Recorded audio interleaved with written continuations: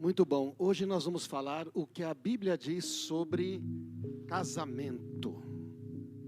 Sobre casamento. Ah, mas eu ainda não sou casado, então essa reunião não é para mim. É para você, sim. Casamento fala de família. Você é filho de alguém, não é verdade? Amém? Então, o assunto de casamento interessa a todos nós. E nós queremos fazer hoje esse encontro um pouco diferente. E para isso nós estamos aqui, nós vamos, na verdade, ter uma conversa a respeito disso, né? Uma conversa a respeito disso.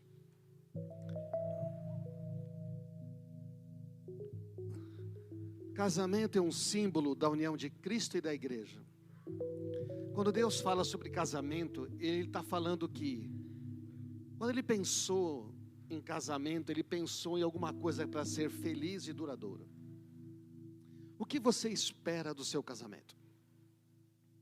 Ou se você não é casado, o que você espera quando você pensa em casar? Existe uma tendência hoje em dia, o pessoal não querer casar mais.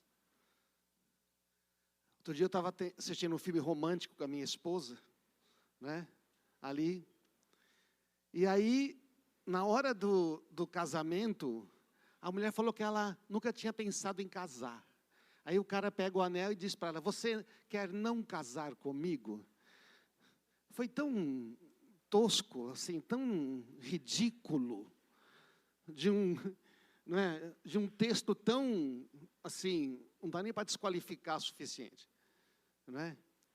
Quer dizer, não, a gente não precisa casar para ser feliz. Ou seja, eu quero viver da vida que eu quiser. E se eu tiver casado, aí eu não vou conseguir viver a vida que eu quero, do jeito que eu quero, do jeito que eu gosto. Então, mas só que na verdade, a verdadeira realização está quando a gente tem uma família. Talvez você não tenha mais família agora. Talvez você já teve. Mas você também tem filhos. E se mesmo que você não tenha filhos, você convive numa comunidade. Alguém vai perguntar para você: como é que você pode casar? O pessoal está desmontando tudo hoje, né? Maravilha. O que você espera do seu casamento? Eu quero chamar os meus convidados aqui. Pode vir, por favor. Tá? Já temos aqui. E por que a gente vai conversar? Porque casamento é conversa. Família é conversa. Se a gente não conversa, aqui, amorzão, por favor.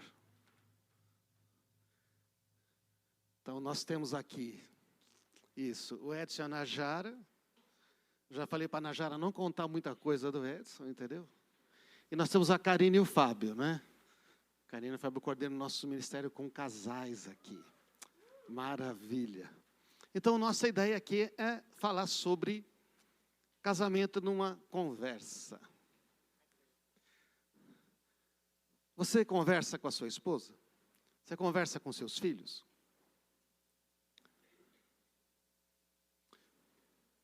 Pai, fala conosco hoje. Todos nós pertencemos a uma família. Casamento é um assunto importante. Todos nós vimos o casamento dos nossos pais, ou às vezes a gente não conseguiu ver. Mas o Senhor se importa com a família. E o casamento e os filhos são importantes para ti. Fala conosco hoje. Amém. Nós vamos falar sobre 3 princípios: o aliança, o amor, respeito e honra, e o acordo, não é? E o primeiro ponto que a gente vai falar é sobre aliança. E esse é um texto que queremos deixar aqui. Filipenses 2:2. Completem a minha alegria, tendo o mesmo modo de pensar, o mesmo amor, um só espírito e uma só atitude. Então, quando a gente casa, quando a gente também procura alguém para namorar, a gente vai encontrar sempre uma pessoa diferente. É verdade ou não é? Porque você não suportaria casar com você mesmo, né? Alguém igual a você não aguenta. Já basta você, é verdade ou não? Então nós somos diferentes, temos opiniões diferentes, percepções diferentes, histórias diferentes, ideias diferentes, mas pensamos do mesmo modo. Porque pensar do mesmo modo não é pensar a mesma coisa. Pensar do mesmo modo está relacionado aos princípios e valores que temos em comum. Então, este é o conceito, então, de aliança, uma unidade de princípios e propósitos. A gente quer começar perguntando, o que impede um casal de ter o mesmo modo de pensar? O que impede um casal de ter o mesmo modo de pensar? Quem começa falando? Marisa. Precisa ligar. Liguei. Eu penso que o individualismo é uma coisa assim muito séria, né? Muito verdadeira, né? E eu acho que a gente casa pensando em ser feliz, né? Mas acho que um ponto importante a se pensar é que você casa para fazer o outro feliz, né? Porque quando você está no centro, aí fica difícil, porque quando você está no centro só existe você, não existe a outra pessoa. Então, o que impede um casal de ter o mesmo modo de pensar é que eu estou no centro. É a minha vontade, é o que eu acho, é o que eu sinto, é a minha história. Não importa o que você falar. Então, nós vamos para o casamento querendo ser amados, né? E você querendo ser ouvidos, querendo ser aceitos. Então, você coloca toda a sua necessidade, a sua ideia de amor numa outra pessoa. Só que você esquece que você é o agente dessa mudança e de fazer esse casamento dar certo. Muito bem. Uma outra coisa que eu vejo que nos impede de ter o mesmo modo de pensar é a bagagem que a gente traz do nosso contexto familiar, que muitas vezes é bem diferente. No meu caso e do Edson, nós viemos de famílias muito diferentes, com valores diferentes, né? Então, cada um trouxe aquilo que achava que era casamento, né? Aquilo que achava que era importante. Então, a minha família, uma família totalmente desestruturada, bagunceira, briguenta, que fala alto, e eu achava que aquilo era família. Mesmo que fala alto, né? Não. Ah lá, tá vendo? Ele já está me expondo. E a família do Edson é exatamente o oposto disso. Eles são centrados, equilibrados, eles falam baixo, né? Não tem briga, não tem discussão, eles se dão bem. Então, quando nós nos unimos, foi difícil chegar no mesmo modo de pensar, porque a gente tinha ideias de casamento muito diferentes, contextos familiares muito diferentes. Mas é interessante que, a partir do momento quando a gente forma a nossa família, a gente vai identificar coisas que não acontecia na antiga família. No meu caso, a gente não comemorava aniversários. Não tinha festa, não tinha algumas comemorações. E, a partir do momento quando nós formamos a nossa família, isso passou a existir. Então, é tão interessante que aquilo que não acontecia lá, que era algo bom, aos nossos olhos isso se tornou algo que, cara, não existia lá, mas na nossa casa precisa ter. Porque aqui agora é a nossa família. Então, nós comemoramos os aniversários, nós festejamos. Então, isso é o interessante da nova família, né? Quer dizer que o contexto familiar atrapalha muito, porque cada um vem com uma ideia. E aí, Karine e Fábio? Então, complementando, né, o que a Najara e o Edson colocaram, a gente também falou muito sobre os valores, né? O que é valor para mim? O que é valor para o Fábio? Né? Então, às vezes, os meus valores não são os mesmos dele. Se a gente não entra, né, a forma como a gente foi criado, né, como a Najara falou, cria valores em nós. Então, se a gente não alinha também os valores e cria os valores da nossa família, isso também impede a gente de ter o mesmo modo de pensar, porque os valores são diferentes. Né? Então, como o Edson falou, às vezes é valor para mim fazer aniversário, mas não é valor para ele. E aí? Então, não vamos fazer mais? Ou vamos fazer sempre? É o que a gente brincou do churrasco, né? Eu quero churrasco todo domingo, o Fábio não quer. E agora? Entendeu? Isso é um valor. Mas aí a gente entra no equilíbrio, faz só uma vez. Faz um churrasco para ela, faz churrasquinho, cara. Não, é que eu quero fazer. O bolso não está aguentando. Então, são os valores, né? Os valores são muito importantes. Quando a gente identifica os valores, aquilo que é importante, e aí a gente entra, né, numa linha. Então, vamos criar os nossos valores para que a gente crie o mesmo modo de pensar.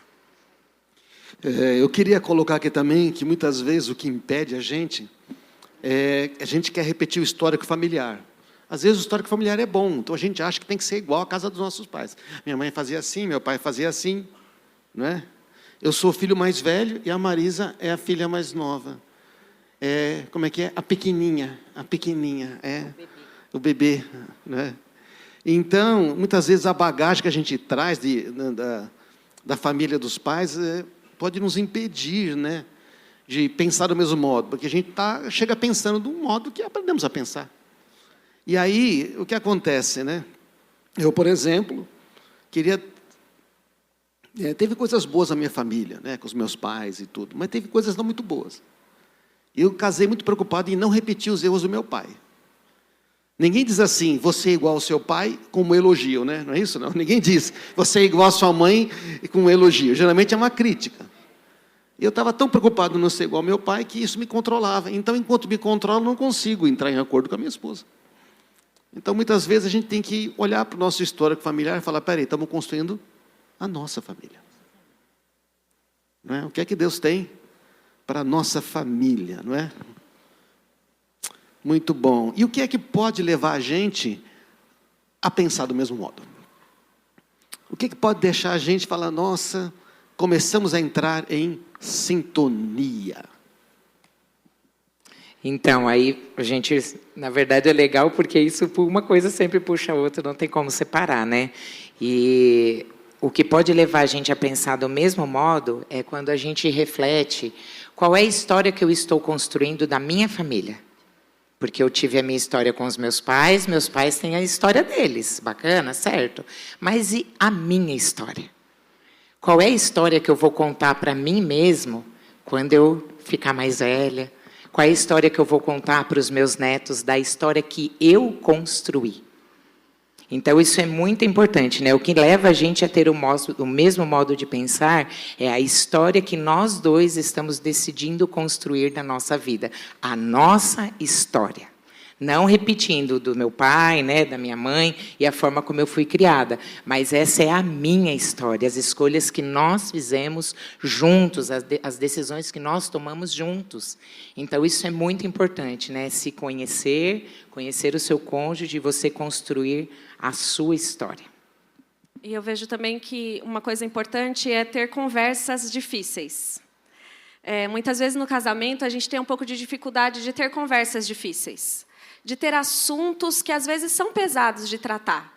Né? A gente não quer falar sobre coisas difíceis, mas as conversas precisam acontecer na nossa casa. Né? Falar o que é prioridade, o que é princípio, quais são as metas da nossa casa, quais são os sonhos para o futuro. O que nós queremos juntos. O que nós queremos juntos. E uma coisa que eu vejo é que, às vezes, a gente só senta para conversar quando a gente já tem um problema.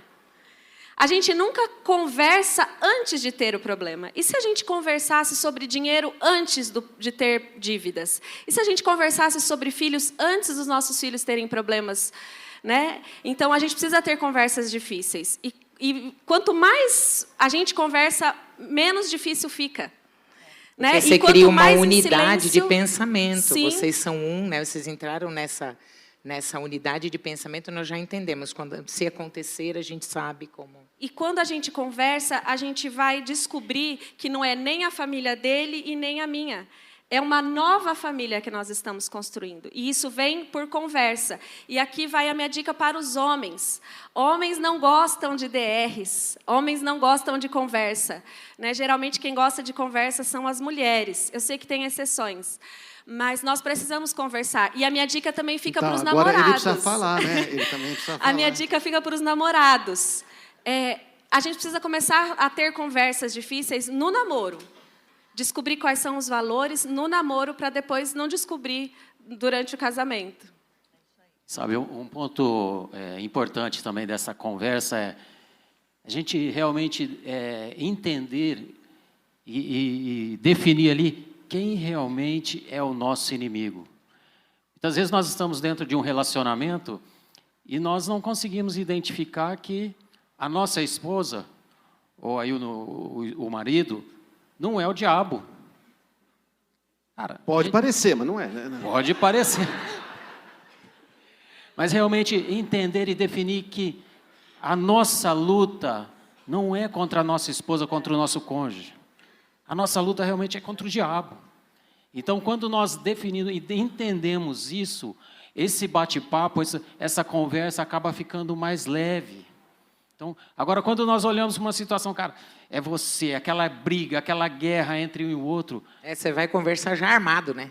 Chega armado. Vamos acertar um negócio aqui. Não.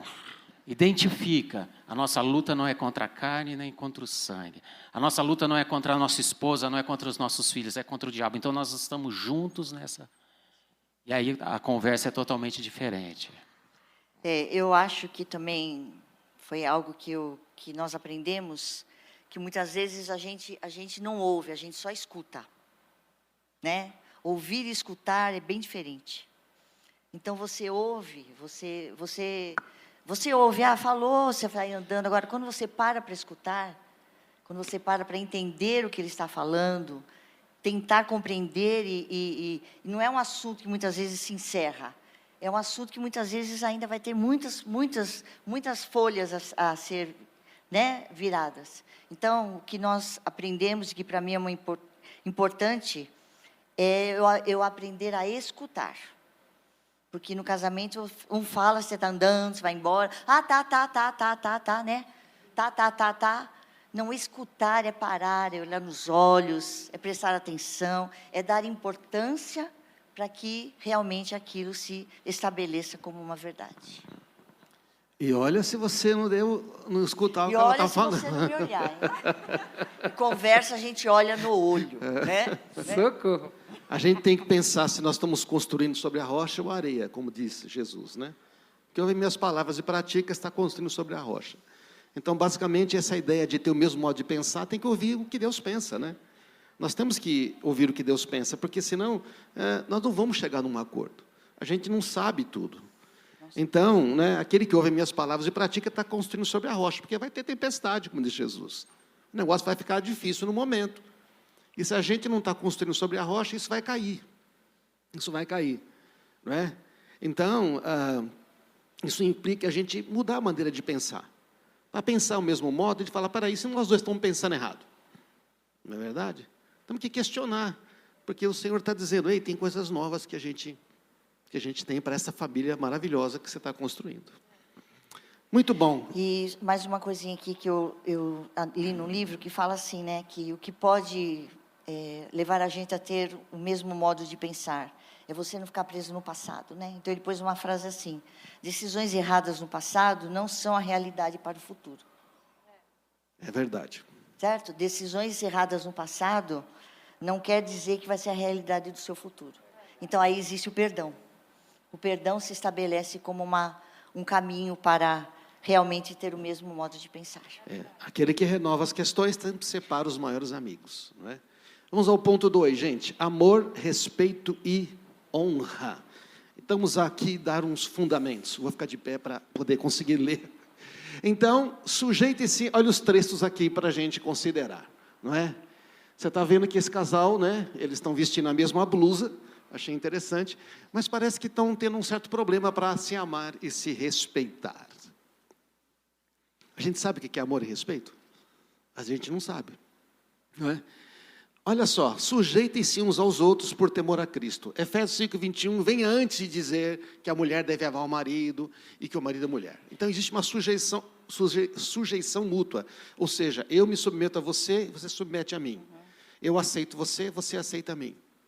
Não é? Você é importante para mim, eu sou importante para você. Cada homem deve amar a esposa como ama a si mesmo, e a esposa deve respeitar o marido. Existe uma tendência das mulheres a não respeitar o marido. E existe uma tendência dos homens a não demonstrar amor por suas esposas. Então, a Bíblia faz esse alerta. Não é?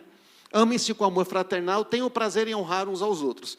Esse é um mandamento uns aos outros, mas serve no casal. Amém, irmãos? Sabe o perdoai-vos uns aos outros? Não serve para o casal? Serve, não é? É isso, né? Encorajem uns aos outros. Serve para o casal? Serve. Não é? Submetam-se. Tenham o outro em consideração. Então, o amor, quando a Bíblia escreve amor nesse texto, é a palavra ágape. Que é aquele amor que não impõe condições para amar. É aquele que ama e ponto. Então, este amor, o conceito desse amor vai além do sentimento, da emoção. É um amor ativo, prático, intencional. Não é emocional e condicional. Porque tem muita gente que está casado, mas o marido só dá amor para a mulher e ela só dá amor para ele se for com as minhas condições. Isso não é um casamento, não sustenta. Este amor é priorizar o outro sempre, oferecendo cuidado, compreensão e sacrifício. Eu renuncio a mim mesmo em favor do meu cônjuge. É aquele negócio, se você não aguenta, eu vou aguentar por você. O amor se expressa por meio de palavras e atitudes. Amar envolve ações práticas. Então, pelas palavras e pelo comportamento, né? A atmosfera do lar vai revelar se tem amor ou tem ausência dele. Os filhos percebem, as pessoas percebem. É isso que a Bíblia diz, não é? O respeito é a consideração, é reconhecimento, é a honra. Olha que legal, o respeito de um pelo outro gera um ambiente de segurança emocional. Os filhos se sentem seguros, as pessoas se sentem seguras. Onde cada cônjuge se sente valorizado e ouvido. É expresso através da forma como falamos. Às vezes você está falando o que é certo, mas do jeito errado. Não adianta pegar um porrete e está certo e bater no seu marido, na sua esposa, não é? Não é apenas o que falamos, é a forma como ouvimos e consideramos. E a honra, nós já falamos aqui, a honra é o valor que eu dou ao outro no meu coração. Então, honrar o cônjuge é valorizar acima de você mesmo. Honrar o cônjuge seria reconhecer a qualidade, a conquista no particular ou em público. Você elogia, reconhece você e ela, e também ela na frente dos outros. A boca fala que o coração está cheio, então o valor que eu dou ao meu cônjuge no meu coração vai sair pela minha boca. O que nos impede de expressar amor um pelo outro? Essa é a nossa primeira pergunta aqui. Uma coisa que a gente identificou também é que o que impede de expressar o amor um pelo outro é você não conhecer o amor de Deus por você. Quando você não entende que você é amado desta forma incondicional, independente da forma como você viveu, das escolhas que você fez, né, das decisões que você toma, se a gente não entender isso, a gente não consegue expressar esse verdadeiro amor ágape pelo cônjuge. Então, o se conhecer e conhecer o amor de Deus por nós é fundamental. Saber que nós somos completamente amados. A questão, né, de você entender que você é totalmente amado, se você não tem essa visão, você acaba tendo uma mentalidade de órfão. Vive sempre naquele relacionamento insatisfeito, insatisfação, sempre com medo de se relacionar. E quando você tem essa mentalidade de órfão, você está sempre tentando fazer algo para mostrar a sua identidade, para se identificar, para saber quem você é. E aí você acaba criando aquele ambiente pesado dentro da sua própria casa. E você cria também esses sintomas de perfeccionismo, né? Porque você precisa ser aceito. Então, você se torna perfeccionista. Então, tudo tem que ser perfeito, né? Você exige demais de você mesmo, porque você precisa, tudo tem que ser perfeito. E isso é terrível, porque ninguém é perfeito. Né? Então, você acaba não transmitindo, não recebendo, exige de você, exige do outro, porque você não conhece o amor de Deus por você. O que pode impedir também a gente de expressar esse amor é quando a gente tem uma expectativa muito grande em cima do outro, sabe? A gente coloca uma expectativa muito grande no cônjuge, então assim, eu defino o jeito que você tem que se relacionar comigo. Ah, você não falou isso comigo, eu sempre faço com você. Ah, você deveria ter feito isso, então você não me ama. Ah, você deveria ter feito aquilo. Então assim, você põe uma expectativa, não só nos filhos também. Quantos pais, né? Os filhos não sentem, pô, acho que não consigo expressar amor para o meu pai. Porque você exige que o seu filho se relacione com você de um certo jeito. Senão, significa que ele não te ama. Então, né? Isso também está ligado a uma certa orfandade, falta de conhecer o amor, né? Porque se eu sei que eu sou amado, eu respeito a maneira como você expressa amor por mim. E muitas vezes isso impede, né, essa deficiência. E aí, Morzão? Eu pus o que impede a gente de se expressar é quando você tem medo de ser rejeitada. Então você diz sim para tudo, ou você diz não para tudo, porque você não quer ser rejeitada. Você tem medo de conflitos, tem medo de muitas vezes um confronto. Então você se coloca nessa posição de defensiva, né? E aí fica difícil você expressar amor, porque você fica encolhida, você não é expressiva, você não realmente não demonstra o amor que você tem pelo seu cônjuge. Sai ou do controle, tem que ser tudo como eu quero, ou quero agradar todo mundo. Você vai de um extremo para outro, e aí você não tem um ambiente onde se expressa amor, né? A gente pediu aqui, rapidinho aqui, para as mulheres, bem rapidinho, tá? Sem muitos comentários. Quando uma mulher não se sente amada? Fala, Najara, quando uma mulher não se sente amada? Quando não faz o que me agrada. Quando faz churrasco. Quando não faz churrasco. Faz churrasco todo domingo. Não me sinto amada. Eu acho que quando a gente quer falar de sentimentos e o marido quer resolver, né? Porque às vezes ele torna tudo muito prático, né? Ah, você está cansada no final. Hoje eu estou tão cansada. Vai dormir. Não. Às vezes o que a gente queria é um abraço, um colo, né? Você Não quer amar. uma coisa Quer aí, conversar. Vamos para o hospital. Os caras já tá doendo, toma remédio. Às Só vezes as eu falo, mulheres, amor, só as mulheres. Eu tô com dor nas costas. Vamos pro hospital. Toma Faz uma massagem, toma um Dorflex. Às vezes o que a gente quer é um carinho, uma massagem, uma atenção, olho no olho, né? Fala, É Karine. prático. Vocês são muito práticos demais. Quando que uma mulher não se sente amada? Você já falou? É só o churrasco? Não, A gente faz churrasco para ela. quando não faz, de repente, aquilo que é importante para mim. Então, não é só isso, né? Eu dei um exemplo, mas quando, de repente, eu gosto de, sei lá, ir no culto de manhã. Ah, não, eu quero ir de noite. Aí, pô, então vamos de noite. Aí, sabe aquelas coisas? Não faz aquilo que, de repente, me agrada. Aí eu não me sinto amada. São exemplos, mas é no modo geral. E você, amor?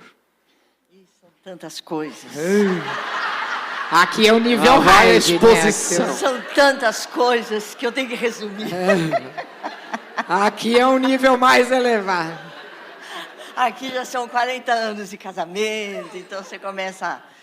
Mas o que realmente eu não me sinto amada quando eu não tenho a sua atenção. E a minha atenção não é uma qualquer atenção. É uma atenção realmente que é uma atenção.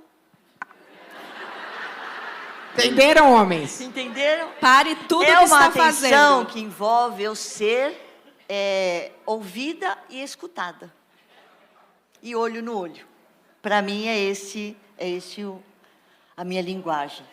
Viu, César? Fala Deus. Entendeu? Fala, Deus. Esse negócio de DR em público é terrível, né?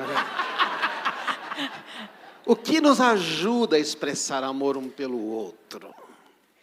Eu acho que a coisa que mais ajuda a gente a expressar o amor é conhecer o que é importante para o outro. O que é valor para o outro. E como o outro se sente amado. Né? E, em especial, uma coisa que foi muito importante no nosso casamento, bem no início do nosso casamento, foi o livro As 5 Linguagens do Amor. E isso foi um marco no nosso casamento, porque nós expressávamos o amor de maneiras opostas. Né? Então, eu vou falar rapidinho aqui, as 5 linguagens de amor, é o toque físico, o tempo de qualidade, o dar e receber presentes, palavras de afirmação e ações de serviço. Isso é a maneira básica de como a gente expressa o amor, né? E eu vou dar o exemplo meu e do Edson aqui, é que a minha linguagem de amor era o toque físico. Eu falo pegando nas pessoas, né? A minha linguagem de amor. E do Edson é atos de serviço. E quando a gente casou, o Edson chegava do trabalho e ele ia para a pia, ele ia para a cozinha, ele ia ver se tinha roupa na máquina para estender. Olha o homem, gente! Eu falava... As mulheres aplaudiram aí. E ela nada. Eu ficava extremamente triste, angustiada, porque eu falava assim, ele está falando que eu não fiz o meu trabalho direito. Mas você deixou a louça Ele lá, está dizendo que eu não fiz o meu trabalho, que eu não sou uma dona de casa, que eu não... Isso, para nós, era um problema. Eu queria que ele chegasse do serviço, sentasse no sofá, me desse um colinho, um ombrinho, um cafuné. E aí, depois lavasse a louça. Brincadeira. Uma coisa não impede a outra. Né? Mas uma coisa importante é que, às vezes, a gente quer fazer para o outro o que é importante para a gente. E não está errado, porque ele continua me servindo com atos de serviço e hoje eu também reconheço que é uma maneira dele de expressar. Mas ele entendeu que eu preciso de toque físico, eu preciso de abraço, eu preciso de beijo, eu preciso de colo. E eu também entendi que o que ele gosta, eu sirvo a comida dele no prato, eu preparo a roupa para ele antes dele sair do banho, já está a roupa separada. Né? Então, a gente descobriu como o outro expressa o amor. Você sabe como o seu cônjuge expressa o amor? Seus filhos, o que é importante. Por exemplo, a Má falou aqui de dar atenção, é tempo de qualidade. Então, a linguagem de amor da Marisa é tempo de qualidade. Né? Então, se o César quer agradar a Má, tem que dar tempo de qualidade. Amém? E o meu, o que é, amor? O que é o meu, amor? Presentes também. O que será que é o meu, amor? Estamos ao vivo, gente. Se controlem. Se controle. Edição. Mas agora eu aprendi, né? Então eu chego primeiro, dou um abraço e aí depois eu vou auxiliar. Então, mas sabe, essa forma de expressar, muitas vezes a gente está dentro da igreja e a gente começa a olhar as pessoas lá fora, o perdido, as pessoas que estão na rua, as pessoas que o Senhor colocou no nosso coração. Isso é importante, Mas uma coisa dentro da nossa casa que a gente precisa entender é o seguinte: ter empatia pela pessoa que está ao nosso lado. É isso aí. Olhar a pessoa que está ao nosso lado com compaixão. Muitas vezes nós olhamos as pessoas que estão lá fora. Tudo aquilo que acontece, as situações, eu tenho compaixão do perdido, mas nós olhamos para dentro da nossa casa, nossa esposa, nosso cônjuge, os nossos filhos, falta compaixão, falta empatia, estar no lugar, se colocar no lugar da pessoa que está ao nosso lado. Muitas vezes a questão do julgamento. Nós chegamos, muitas vezes olhamos diretamente com julgamento. Nós julgamos a situação, nós pontuamos, nós apertamos. E isso acaba demonstrando uma falta de amor. E uma palavra muito conhecida, amar é melhor do que estar certo. Isso aí. Nós precisamos entender isso. Cara, eu prefiro amar do que ter a minha razão, do que estar certo, que colocar a minha posição. Amar é melhor do que ganhar a discussão. Muitas vezes nós temos esse desejo, eu preciso, a minha opinião precisa valer. Se eu não ganhar, aí vira competição. Não tem a empatia, não tem a compaixão. Então isso é o que nós precisamos ter dentro do relacionamento. Palmas pro São.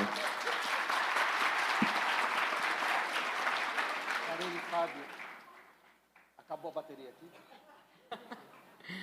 Eu vou falar sobre a questão, o que pode, né, ajudar a expressar o amor também, é você demonstrar o amor por pequenas coisas.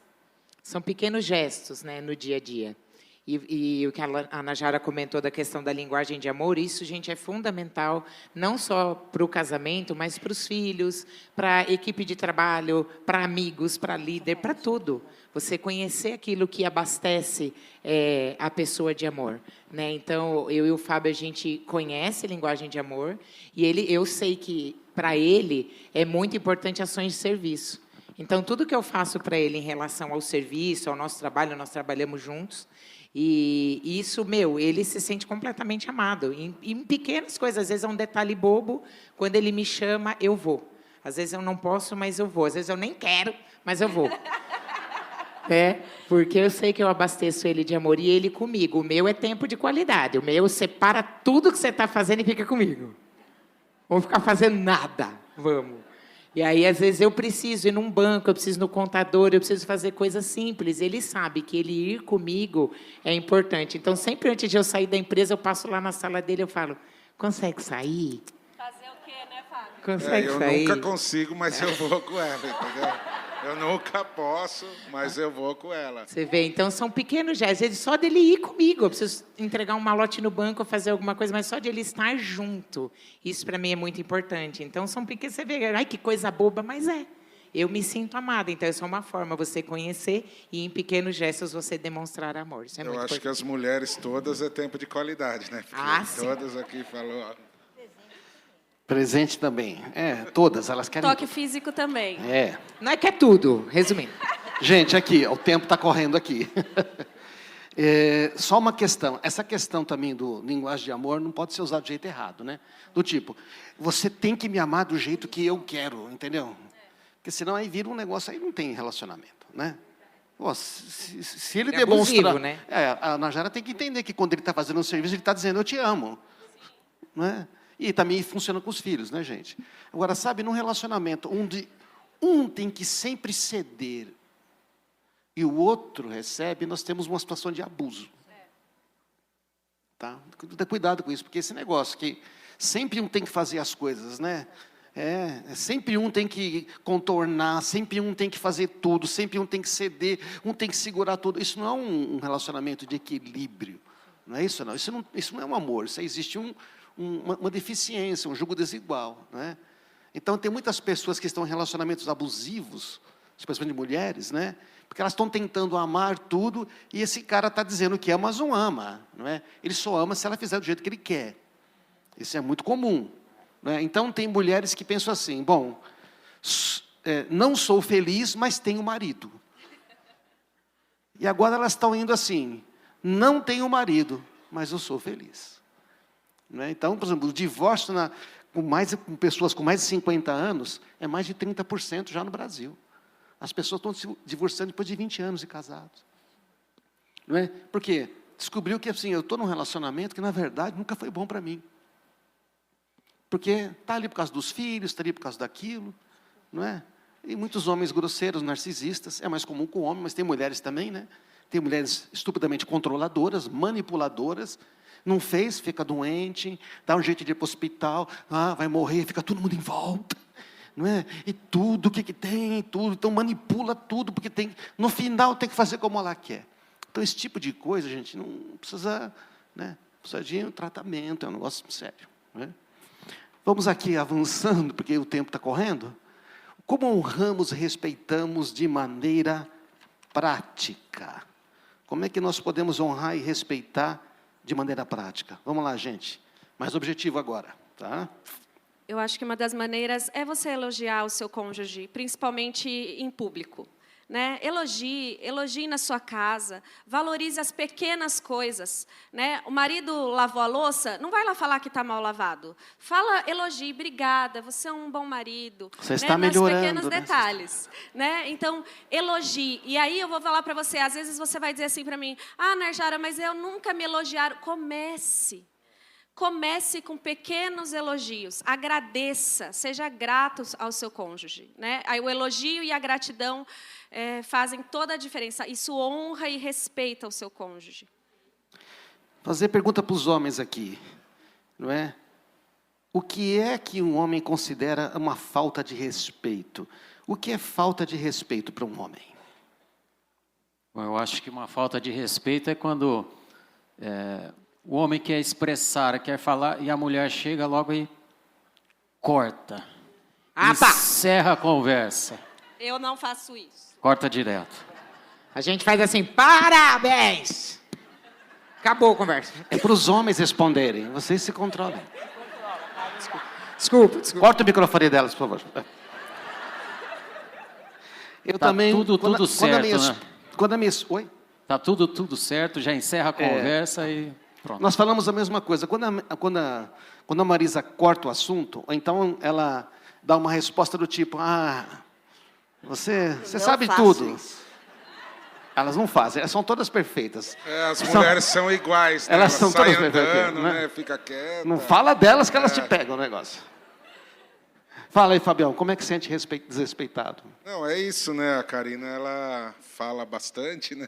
Já perceberam? E Calúnia. Quando ela fica quieta e sai andando e tal, eu me sinto muito desrespeitado nesse sentido. Então, ela sai andando. Existem momentos que eu fico quieta. Então, ela sai andando, não é? Ou então, quando assim, você já sabe tudo. Então, eu sei, tá bom. Né? Ou então fica mudo. Quando você pergunta, você está bem? Então, não quero falar agora. Quer dizer, mas eu quero te ouvir. Então, às vezes tem uma pessoa que quer tempo de qualidade quando diz, eu não quero falar. Então, isso é uma falta de respeito. Por quê? Não é verdade? Então, são coisas que acontecem, né? Então, eu acho que as mulheres precisam ter a percepção do que é falta de respeito para o seu marido, e os homens têm que ter a percepção do que é falta de amor para o pai da sua esposa. Não é verdade? Então, e como é que a gente, então, respeita e honra de maneira prática? Mais algumas coisas, por favor. Quer falar, amor? Eu creio que o respeito de maneira prática é realmente eu ter em alta consideração aquilo que ele está falando. Mesmo que eu não concordo. Eu não concordo. Não pensei assim. Mas eu deixo a pessoa falar até o final. Não fico cortando, podando, né? Está podando. Então, aí realmente é um casamento que não existe a comunicação, né? Porque a comunicação é algo que a pastora Sueli falava isso, que a comunicação, quem inventou foi Deus. Deus estabeleceu a comunicação. Mas aí o diabo veio e colocou, né? Dúvida, colocou, então aí a comunicação ficou meia falhada. Então eu creio que eu aprendi a fazer isso. Eu ouço até o final, né? Para depois as minhas conclusõões ficam assim um pouco mais demoradas, para que realmente eu possa entender o que ele está falando e a gente possa avançar. O casamento me sinto respeitado quando ela demonstra interesse. Porque às vezes no começo ela simplificava muito. Não, isso aí, ela não queria saber de certas coisas para mim que eram importantes. Eu falei, tá, você não precisa entender de programação, da tecnologia, ou você não precisa entender lá no que eu faço. Mas você podia me ouvir quando eu não consigo. Acho que eu não vou conseguir lidar com certas coisas. Então essa questão de que, né, você resolve, é simples, né, é um assunto seu, não existe assunto meu, não existe assunto dela, só existe assunto nosso, não é, irmãos? Isso tanto vale para pais e filhos também. Uma vez eu falei para o meu filho, eu já tive a sua idade. Eu sei que você está passando por coisas assim, assim. Eu lembro que ele olhou para mim, regalou o olho e falou, E tem pais, às vezes, que esquecem de dizer aos filhos que eles sabem como eles se sentem, porque tem a idade deles. Isso é uma demonstração de amor, de respeito e de honra. Gente, isso é interessante que muitas vezes o homem, quando ele chega do trabalho, a mulher ela quer se expressar, ela quer falar, ela quer contar o dia. E lá em casa acontece ao contrário também. Muitas vezes eu chego, eu quero compartilhar o que foi na empresa, e a Najara, ela faz isso muito bem. Ela ouve, ela para, ela senta. Então, esse aí é você olhar os dois lados, né? Isso vai construindo um relacionamento, né? Construindo um relacionamento. Por final, vamos falar de acordo. Temos aqui alguns minutos finais. Não é? O que é o acordo? Segundo a Bíblia, são duas pessoas não andarão juntas se não estiverem de acordo. Não andam. Não é? Também lhes digo que se dois de vocês concordarem aqui na terra a respeito de qualquer coisa que pedirem, meu Pai no céu os atenderá. Então, um acordo é muito importante. E o Colossenses 3, 13 e 14 diz, sejam compreensivos uns com os outros. Perdoem quem os ofender. A pessoa que mais ofende a Marisa sou eu, porque vivo com ela 24 horas. Então, a tendência de nos ofender é maior quanto mais nos relacionamos, não é? Então, o que diz a palavra? Lembre-se que o Senhor os perdoou de modo que vocês também devem perdoar. Acima de tudo, revistam-se do amor que une todos nós em perfeita harmonia. É muito difícil você chegar num acordo se não tem amor, se não tem respeito, e se vocês não têm uma aliança, mesmos princípios e propósitos. Tem gente que está brigando o tempo todo. Por quê? Primeiro que eles não querem a mesma coisa. Segundo que não demonstram amor e respeito. Amém, irmãos? Então é uma progressão isto, não é? Então, um conflito é sinal que algo precisa amadurecer. Esse é o primeiro ponto que temos que entender com relação, não é? Especialmente no casamento. Vale para tudo. Não existe concordância sem entendimento. Gente, isso é muito importante. Se eu não entender você, se você não me entender, nunca chegaremos a um acordo.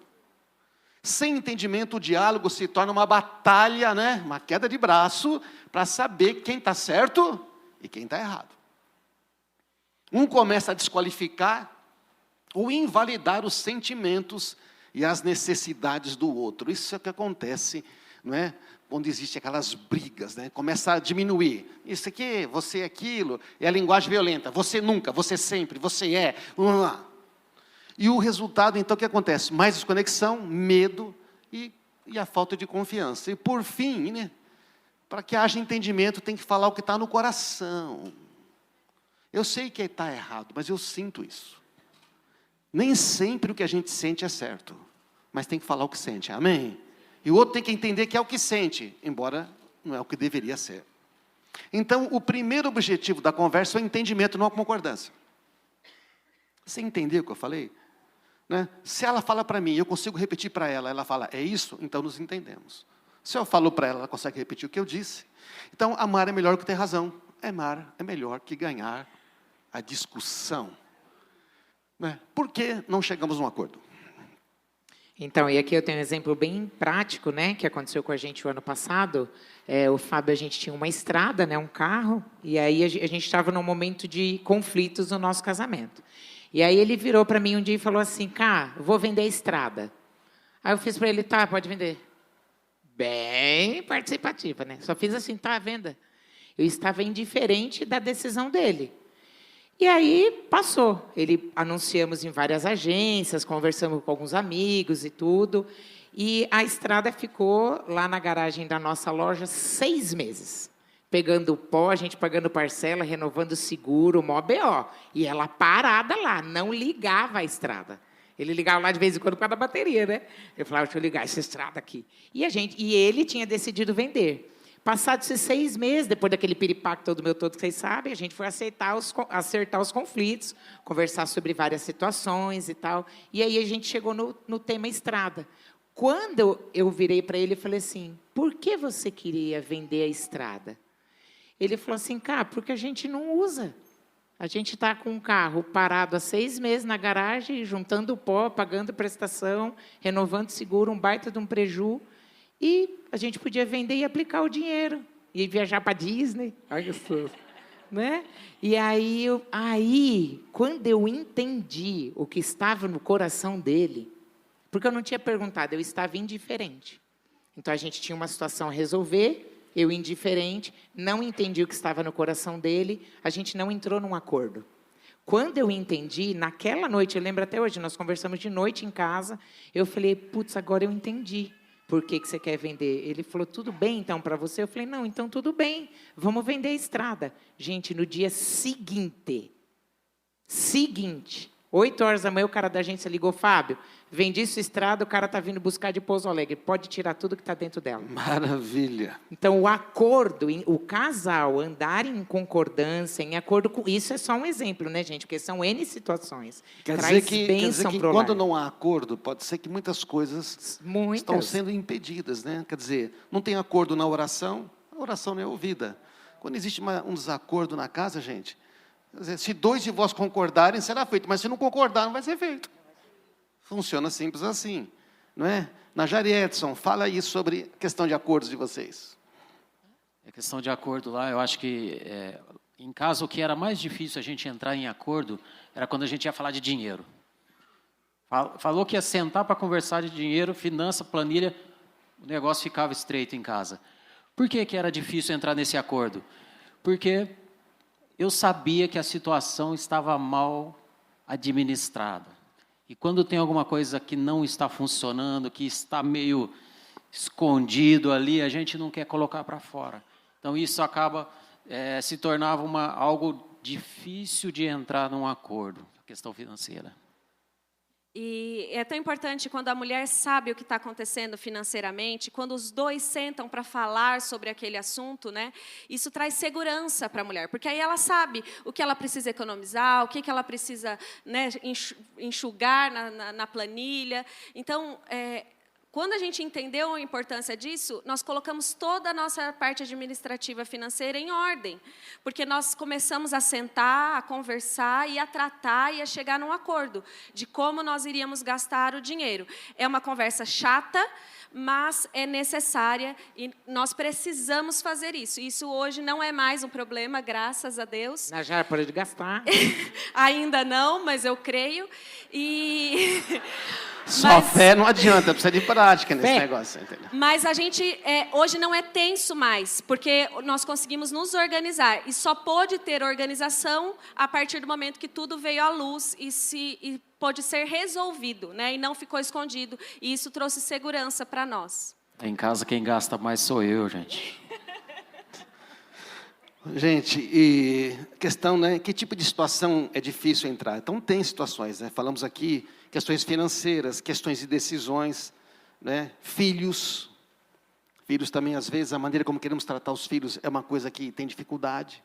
Nós aprendemos nunca a brigar com na frente dos nossos filhos, né? E fizemos sempre isso. Quando a gente não conseguia, né? Eles logo ficavam, né? Uma vez a gente brigou meio que em público, eles já eram meio grandes. Gustavo passou na sala e deu uma peitada em mim. E aí, você vai acertar com a mãe ou não? Não mexe com a minha mãe. Porque é importante, né? É importante para eles estarmos juntos. Questões de parentes, né? Nós tivemos um conflito muito grande quando a mãe dela teve que morar com a gente. E o negócio foi difícil, né? Porque a Marisa ficava no meio, queria proteger. Então, a gente não chegava num acordo. Não é, amor? Então, a gente achava que a mãe dela era o problema. Ela já está no céu com Jesus, não é verdade, não? E uma mulher de Deus, tudo. Fala aí. Mas éramos nós, né, amor? Nós é que não tínhamos a maturidade, né? E muitas vezes a gente não chega no acordo porque tem situações que você vai ter que dizer não para aquilo. É verdade.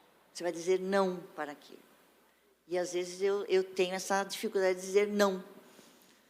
Então, eu sou mais, né? Quero sempre tudo...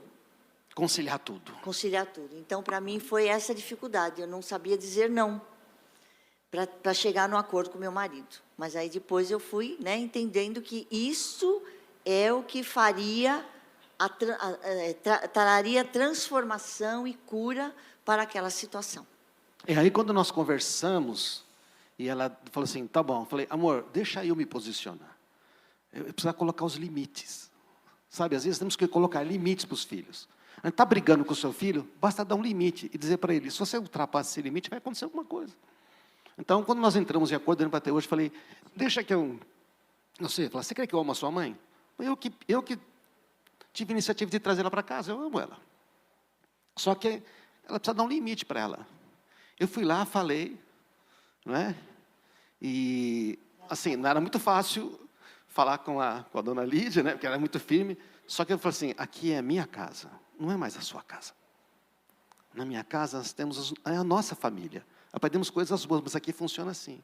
Com os meus filhos trato eu, não admito interferência aqui, mas aceito o seu conselho, fala comigo.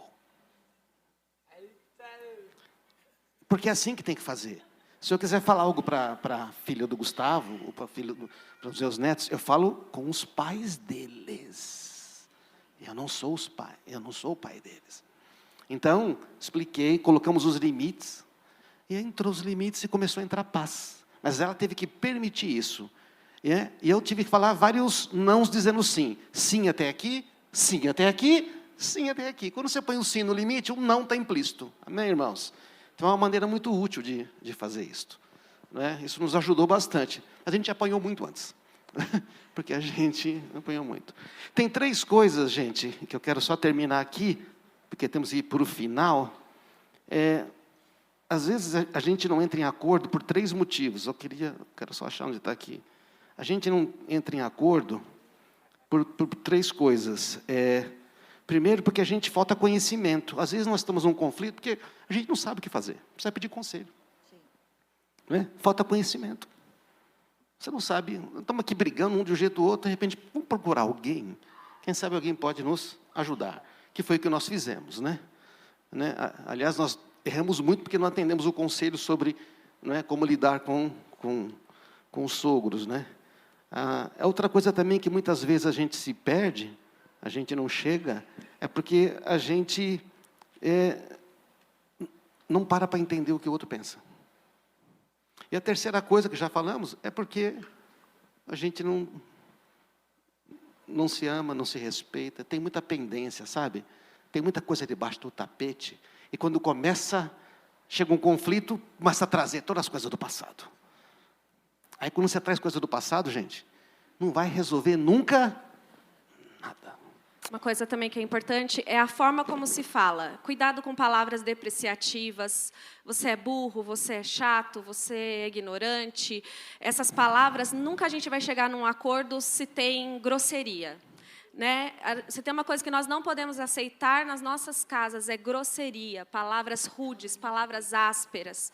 Né? O Senhor nos tem dado tantas palavras boas, né? Então nós precisamos não aceitar mesmo. Eu lembro uma situação bem rapidinha que o Edson, eu falava muito que ele era muito lerdo. Você é lerdo, você é lerdo. E um dia ele chegou para mim e ele falou, eu gostaria que nunca mais você falasse assim comigo. E naquele dia eu pedi perdão para ele, e naquele dia, logo no início do nosso casamento, nós fizemos um compromisso de nunca aceitarmos nenhuma palavra negativa e rude um com o outro. E desde então, isso é um valor na nossa casa. Então, cuidado com a forma como a gente fala, né? A altura, a gritaria, que é a minha fraqueza, né? Então, às vezes não é o que a gente fala, mas a forma como a gente fala. Amém, irmãos? Temos que terminar aqui. Obrigado aqui aos nossos amigos.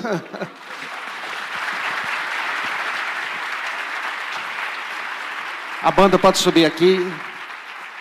Nós vamos... Só preciso de um apoiozinho aqui. O pessoal ajuda a gente aqui. Sabe, irmãos, quando nós chegamos aqui, agora de manhã, várias pessoas nos trouxeram várias palavras. E todas eram sobre famílias. E nós queremos orar sobre as famílias. Aliás, nós estamos aqui porque nós vamos tomar a ceia. E a ceia fala exatamente do quê? Desta unidade, né? De marido e mulher, desta intimidade, desta comunhão. Pode ficar aqui a turma. A gente vai tomar a ceia aqui. Então, sabe... Tem uma coisa que a gente aprendeu a fazer, e quando a gente para de fazer, fica difícil. A gente se esforça para ter um tempo só nós, toda semana. Um dia na semana. A gente tem que pôr na agenda o seguinte, essa noite eu tenho um compromisso com a minha mulher. Essa noite eu tenho um compromisso com meu marido. Pelo menos uma vez por mês, ou a cada 15 dias, nós precisamos disso. Pode ser um sábado à tarde. A gente saía para tomar café no shopping. Lembra, amor? Quando R$5 dava uma porção de pão de queijo e 2 cafés. Eu lembro porque era o máximo que a gente conseguia gastar. A gente conversava. E ela saía assim tão apaixonada, porque ela gosta de conversar. Às vezes ela não gosta de conversar. Às vezes eu não gosto. Então, sabe, nós precisamos ter tempo junto. Precisa ter esse tempo com pais e filhos. É tão difícil conseguir tempo hoje em dia. Mas a gente consegue tempo para o chefe, consegue tempo para a igreja. Né? Aí tem o pessoal que fala, eu não vou no culto que tem que dar tempo para a família. Mas dá tempo para coisa nenhuma. Fica lá assistindo televisão, fica lá fazendo besteira. Não está dando tempo nenhum. Então nós queremos orar pelas famílias. Deus nos deu algumas palavras aqui, sabe? E nós queremos orar. Vou pedir mais alguns minutinhos para vocês. Foi importante ouvir sobre isso, irmãos? Então vamos terminar direito? Vamos terminar orando? Né? Sabe, tem pessoas que estão com medo de casar. Medo de estabelecer relacionamento. Porque vê a situação dos pais, vê a família e fala, não, esse casamento é isso, eu não quero casar. Sabe, Deus tem casamento, tem relacionamento. Pessoas que estão em relacionamentos pensando em desistir. Ainda hoje no culto uma outra pessoa falou, ora pelos casamentos. Tem muitos homens pensando em se divorciar. Tem homens aqui hoje pensando em dizer, sabe, não vai dar certo, eu vou desistir. Tem mulheres pensando que não vão dar mais certo. Mas talvez se a gente se voltar para o Senhor vai dar certo. Quanto mais perto estamos de Deus, mais perto ficamos um do outro. Então eu queria convidar você a pensar sobre isto, né? O Senhor também nos falou de homens, mulheres, famílias debaixo de pressão para ter desempenho, para dar certo. Homens que estão sob pressão porque não conseguem prosperar nos seus negócios. Homens debaixo de pressão dizendo: eu não tenho tempo com os meus filhos, minha família está desaparecendo. Homens dizendo: eu não sou um bom pai. Mães dizendo: eu não sou uma boa mãe. Mulheres com uma cobrança muito grande, mulheres cobrando demais os seus maridos, mulheres cobrando demais a si mesmos. Maridos que ficam dizendo sempre que as suas: você não me ajuda, você não me ajuda. Irmãos, nós precisamos começar a entrar em acordo, amém, irmãos? Algumas dessas palavras aqui o Rafael mandou para a gente hoje de manhã, e um outro irmão também trouxe para nós. Mas nenhum deles sabia que íamos falar sobre família hoje. Mas Deus já sabia, amém, irmãos? Vamos ficar de pé, vamos orar sobre estas coisas. Mulheres que sofrem porque acham que não têm feito o suficiente para os seus filhos. Mulheres que estão dizendo: eu não consigo ajudar na minha casa, ajudar o meu marido. Irmãos, tudo isso são mentiras. São coisas que estão dominando a sua casa. E hoje o Senhor está dizendo: eu estou aqui estendendo a mão para você. Ele está dizendo que Ele quer abençoar você. Há muitas palavras na Bíblia, irmãos, de encorajamento. Bem-aventurado o homem que teme o Senhor, anda nos seus caminhos, o trabalho da sua mão comerá, feliz será e tudo lhe irá bem. Nós podemos confiar que Deus pode mudar essas situações, amém, irmãos? Não, coloca a mão no seu coração. Se você está passando por essa pressão, comece a entregar esta pressão. Tem uma palavra específica aqui para uma mulher que se vê num quarto escuro, e entra um homem e ela fica muito feliz, mas então entram outros homens e ela fica triste. Ela sente como se a intimidade dela estivesse sendo invadida, e como se ela estivesse perdida sobre como explicar isso para aquele homem. E então esta mulher agora pega um megafone, ela utiliza aquele megafone para falar, e todos os homens desaparecem e fica somente primeiro. E o Senhor está dizendo para esta mulher que há uma sabedoria, uma autoridade sobre ela, que ela tem que se posicionar, porque Deus vai honrar este posicionamento. Então, este outro irmão também que trouxe a mensagem para nós, diz que homens e mulheres têm que se posicionar. E o Senhor está chamando você para isto. Talvez você tenha que se posicionar em relação ao seu marido, à sua esposa, aos seus filhos. Talvez você tenha que se posicionar diante de Deus hoje e dizer: eu não vou abrir mão da minha família, eu não vou abrir mão fácil desse relacionamento. Eu vou abandonar aquilo que até hoje, as desculpas, essas palavras duras, eu vou começar a confiar em Deus, amém? Oh Jesus, fala conosco hoje.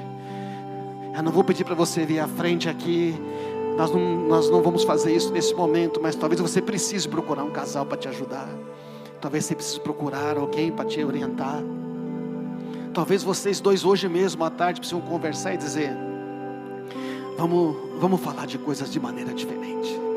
Vamos começar a conversar. Oh Espírito Santo, nós oramos agora. Vamos orar, irmãos. Nós oramos no nome de Jesus sobre cada família da nossa comunidade. Os que estão aqui e aqueles que estão também nos ouvindo, Senhor, nós pedimos, Pai amado, nós declaramos aqui que todo o espírito de divisão, de mentira, de opressão está quebrado em nome de Jesus. A nossa luta não é contra o nosso marido, não é contra a nossa esposa, não é contra os nossos filhos. A nossa luta é contra as opressões malignas deste mundo, diz a palavra. Este mundo não quer ver prosperidade na família, mas nós temos uma família. É esta família que o Senhor nos deu. Começa a declarar isto: eu declaro a bênção de Deus sobre a minha casa. Eu declaro a bênção de Deus sobre os meus filhos. Talvez você seja viúva, mas você tem filhos. Declara a bênção de Deus sobre os seus filhos. Declara a bênção de Deus sobre o casamento dos seus filhos. Talvez você esteja separado, mas você tem filhos. Talvez você esteja pensando em construir uma nova família somente com a direção de Deus. Então comece a se apropriar das promessas. E nós declaramos a tua bênção, Senhor. A tua bênção sobre estas famílias.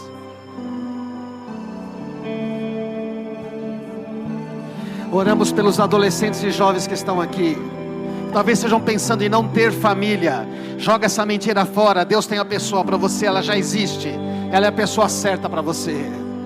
Começa a jogar esta mentira fora. Declara: Senhor, eu quero construir uma família, porque a família representa o teu reino, é o Cristo e a igreja. Nós declaramos isto. Nós declaramos isto no nome de Jesus sobre as famílias.